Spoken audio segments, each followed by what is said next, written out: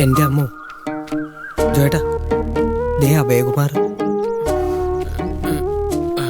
കർത്താവേ, 2 ദിവസം കഴിഞ്ഞിട്ട് എൻ്റെ ശവടക്കലുണ്ടാവുള്ളൂ എന്ന് പറയേ ഗ്രീനുവേ. വാ അഭയ, ഇരിക്കേ. വേണ്ട മുതലാളി, ഞാൻ ഇവിടെ ഒന്നുണ്ട്. നടക്കിറങ്ങിയതാവൂല്ലേ? ഇത് നമ്മുടെ ഗിരീഷ് തന്നതാ വർക്ക്ഷോപ്പിൽ നിന്ന്.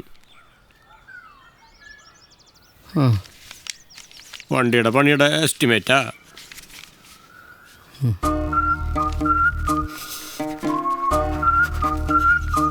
ഒരു 10,000 രൂപ അഡ്വാൻസ് കൊടുത്താ പണി തുടങ്ങാന്നാ ഡാവ് പറഞ്ഞേ.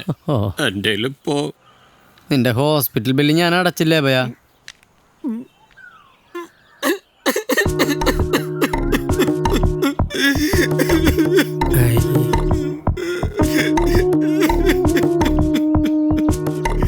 അതുകൊണ്ട് എന്തുട്ട കാര്യം മുതലാളി, ആ വണ്ടിയിലേക്ക് ഈ തടി വേസ്റ്റ് അല്ല, എന്റെ ലൈഫ് കുട്ടിച്ചോറായില്ലേ. നീ കിടന്നിങ്ങനെ മോങ്ങല്ലേ?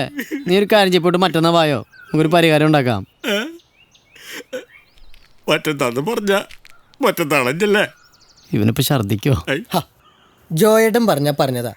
എന്റെ അഭയ, നീ ഒന്ന് പോയി. അല്ല മുതലാളിയുടെ നാളേതാ? നീ ഒന്ന് പോയാ അഭയ. മറ്റന്നാ ശരിയാക്കാം, നീ ഒന്ന് ചെല്ല്.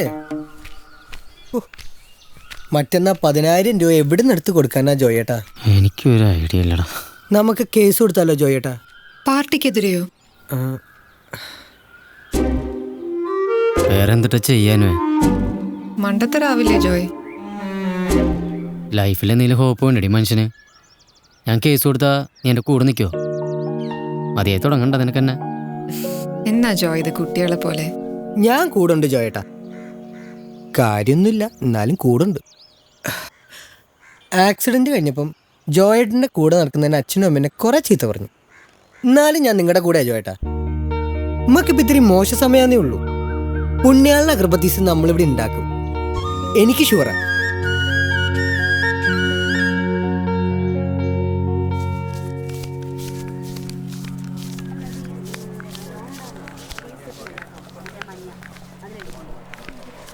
പാർട്ടിക്കാരായിട്ട് ഒരു പ്രശ്നം ഉണ്ടായിരുന്നു, അതിപ്പോൾ കേസായി.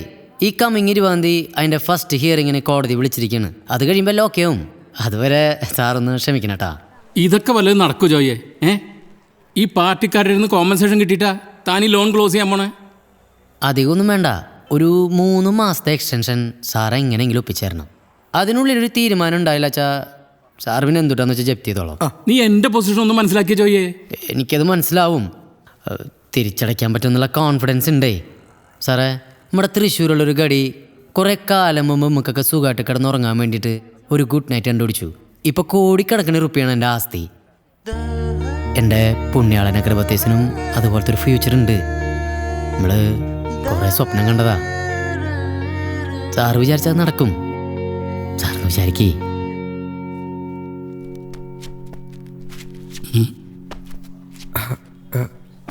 അവിടെ ഉണ്ട് സാർ, ഒരു 3 മാസം. എന്താണോ ഇത്? പരിഹാരം ഉണ്ടാക്കാന്നോ? എണീക്കണോ?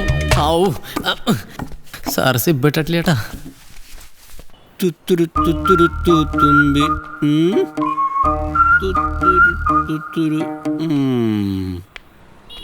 എന്നാലും അയാളുടെ കാല് പിടിക്കണ്ടായിരുന്നു ജോയേട്ടാ. എന്നാലും 3 മാസത്തെ ടൈം കിട്ടില്ലടാ. അത് ശരിയാ. അപ്പനെ അമ്മനെ അവരെ വാടകയ്ക്ക് കിട്ടും, പക്ഷെ ടൈം അത് വാടകയ്ക്ക് കിട്ടില്ലട്ടാ. So we have to use the time wisely. മനസ്സിലായാ? അപ്പൊ ഭയങ്കര ജോയേട്ടാ, ദേ അടുത്ത കുറിച്ച്. അയ്യോ, ഇന്ന് മറ്റന്നാളാ? അന്നത്തെ മറ്റന്നാളായിട്ട് 3 ആഴ്ചയല്ലേ ജോയേട്ടാ? അയ്യോ കണ്ടൂടാ, ഞാൻ മണീസിന്റെ ഫ്രണ്ട് ഉണ്ടാവുന്നേ. വണ്ടി എടുത്തോണ്ട് പോയോ? ഈ കൈ വെച്ചിട്ടാ ജോയേട്ടാ? അത് ജോയേട്ടനല്ല ഭയ. അല്ലടാ, അതാ ആളിഞ്ഞിന് മുതലാളി. മുതലാളി അയ്യോ, അഭയകുമാറിന്. അപായകുമാറാണ്. അഭയകുമാറിന് മുതലാളി നിക്ക്. ആരാണോ കളിക്കണ്ടേ? മുതലാളി ഓടണെങ്കിൽ നീ പോടാ. ഇത് വെടിമുണ്ട പാഞ്ഞ മരി മുതലാളി. ഇവന് കാലം വെച്ച് വീട്ടിലിരുന്നൂടെ? കാല് കണ്ടീഷൻ കേട്ടോ, വലിക്കില്ലേ മുതലാളി? വണ്ടിയുടെ കാര്യത്തില് മുതലാളി പകുതി കിട്ടുട്ടാ. ഇവനെങ്ങനെ കാലം വെച്ച് ഇങ്ങനെ ഓടാൻ പറ്റണേ?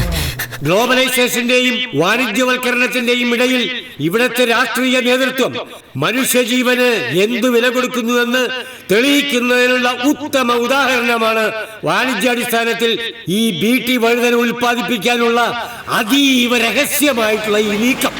അധികാരത്തിന്റെ വേലിക്കെട്ടുകൾ തകർത്തെറിഞ്ഞ് ഈ ജനവികാരം ഭരണതലങ്ങളിലേക്ക് എത്തിക്കാൻ നമ്മെ കൊണ്ടാകുന്നതൊക്കെ നമുക്ക് ചെയ്യാം. കൂടുതൽ ചെറുപ്പക്കാർ വിഷയത്തിന്റെ ഗൗരവം മനസ്സിലാക്കിക്കൊണ്ട് ഈ സമരപന്തലിലേക്ക് ഒഴുകി വരുന്ന കാഴ്ച ഈ ജനകീയ മുന്നേറ്റത്തിന്റെ ഏറ്റവും വലിയ വിജയമാണ്. ഈ സമരത്തിൽ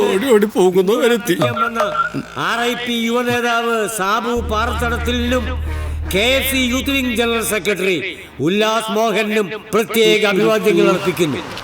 ഇന്ന് തൃശൂർ ഇവിടെ തുടങ്ങിയിട്ടുള്ള ഈ ചെറിയ കൊച്ചു സമരം നാളെ കേരളത്തിന്റെ എല്ലാ ജില്ലകളിലും നിങ്ങളോട് ഞാൻ വളരെ താഴ്മയായി അഭ്യർത്ഥിക്കുകയാണ് എന്റെ പ്രിയപ്പെട്ട